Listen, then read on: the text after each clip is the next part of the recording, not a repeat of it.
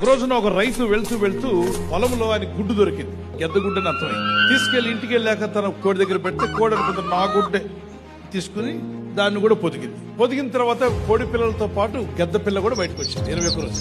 ఈ పిల్లలన్నీ నడుస్తున్నప్పుడు కోడి చెప్తుందట, ఏమే పిల్లలారా జాగ్రత్త, మనం ఎత్తు ఎగరలేం, మన ఎత్తు అంతా ఇంతే, కాబట్టి బాగా ఎగరడానికి ప్రయత్నం చేయకండి. రెక్కలున్నాయి కానీ మన రెక్కలు ఆకాశంలో ఎగరడానికి పనికిరావు, మన ఎత్తింతే అంటూ దాని మైండ్ సెట్ అంతా కూడా తల్లి చెప్తున్నట్టుగా ఈ గెద్ద పిల్ల కూడా తల్లితో చూస్తూ నడుస్తూ ఉంది. కోడి పిల్లలన్నీ ఎలా తింటాయో అలాగే తినాలని చెప్పి ఇది కూడా తింటుంది. తన మనసులో ఎక్కడో అనిపిస్తుందట, నేను ఎగరగలుగుతాను.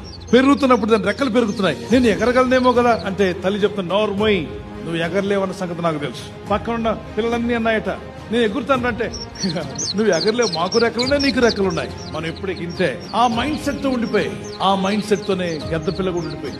ఒక రోజున ఒక గద్ద ఎగురుతూ గట్టిగా పిలిచిందట, గద్ద పిల్ల నువ్వు నాలా ఎగరగలవు, మా అమ్మ చెప్పింది ఎగరలేనని. అంతే చెప్తుంది, నువ్వు ఎగరగలవు, నువ్వు ఎగరడానికి దేవుడు నిన్ను పుట్టించాడు, నువ్వు పైకి వచ్చే రోజు రాబోతుంది, నువ్వు పైకి ఎగురుతావు, ప్రయత్నం చేయి. లాస్ట్ కి పైకి ఎగిరింది.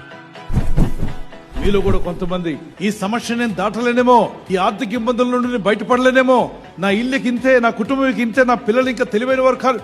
ఆపో, సోఫా సెట్ మార్చకపోయినా, టీవీ సెట్ మార్చకపోయినా, మీ ఇంట్లో జ్యువెలరీ సెట్ మార్చకపోయినా, మీ ఇంట్లో ఉన్నటువంటి ఏ సెట్ మార్చకపోయినా, మైండ్ సెట్ ఒకటి మారితే నువ్వు జయించగలుగుతావు, నువ్వు పైకి వస్తావు, నువ్వు ఫలిస్తావు. అలా నువ్వు ఆలోచించు.